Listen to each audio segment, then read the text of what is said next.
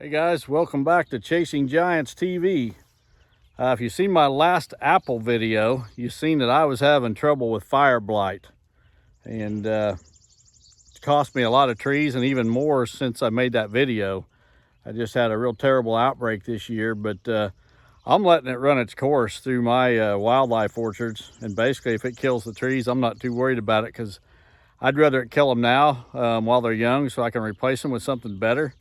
And you know, then I won't have to worry about it years down the road. The trees from Jay Gingerich, Andy's apple trees, are resistant. And I am here at Jay's nursery right now.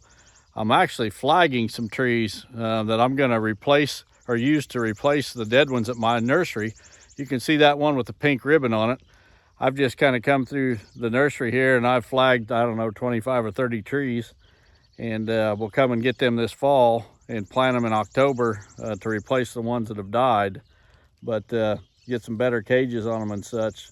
But you know, I've settled that I learned a lot of things from my consulting clients and just other deer hunters and such, and I don't consider myself an expert at anything really, but I've just surrounded myself with some really smart people that are experts at various things. And you know, I had one of my consulting clients reach out to me after that last apple video on the fire blight, and he actually is an expert on fire blight. He has basically a produce farm on the East Coast and has actually supplies produce to the White House. So just a big produce farm. He's got over 300 acres of apples, and he was telling me, you know, some of the things that are needed for a fire blight outbreak. And there's three key things, and you can keep this in mind. So the first thing is it happens when the apples or the pears are in bloom.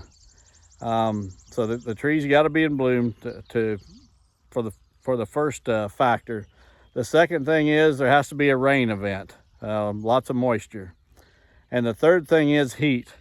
So if you take the high and the low temperature in a 24-hour period and add them together, and it's over 120 degrees, then those are the three keys. So for example, let's say the daytime high was 80 degrees and the nighttime low was 50, and you add them together and that's 130, so you're over 120.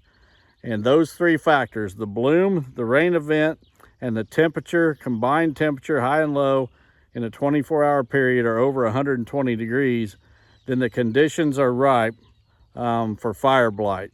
And he said when that happens at their place, they're trying to take care of 300 acres of apples within a 24-hour period, and they're spraying 30,000 gallons of this copper product to address that. So just keep that in mind.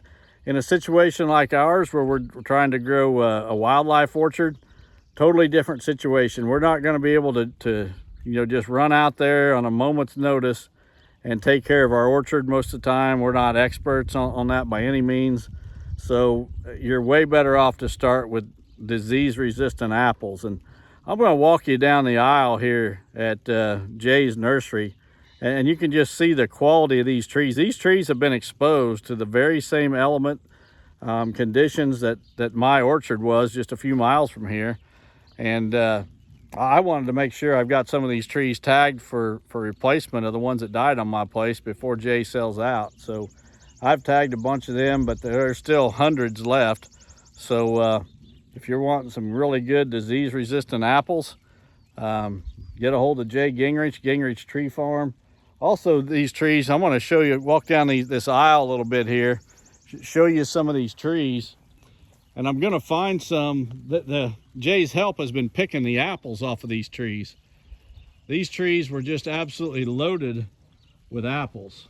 So I'm going to turn over here to another row, and don't know if you can see the apple here, but his help has been coming through and picking these little apples off so that tree can put its energy into branch growth instead of fruit production. But some of these trees were just absolutely loaded, and these were all trees that this is their first year, or they'll be their 2-year-old trees. They were 1-year-old trees that were bare root this spring. So he's just put these trees in the pot this spring. They were bare root, and you can just see how well they've done.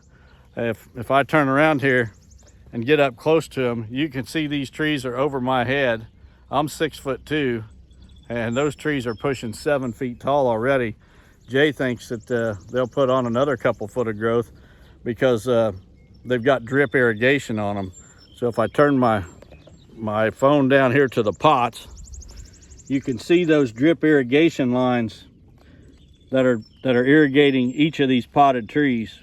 But anyway, just wanted to give you that update on the fire blight. And while I'm here at Jay's nursery, just show you the quality of his trees. I have not seen the first sign of any fire blight here in his nursery, and that's one of the reasons I wanted to come at this time of the year and pick out the trees. I wanted to be looking for fire blight and see if there was any sign of it here, and I've seen no sign of it whatsoever. So anyway, hope this helps you guys establish a good wildlife orchard on your property. Appreciate you tuning in to Chasing Giants TV. We'll continue to bring you more videos.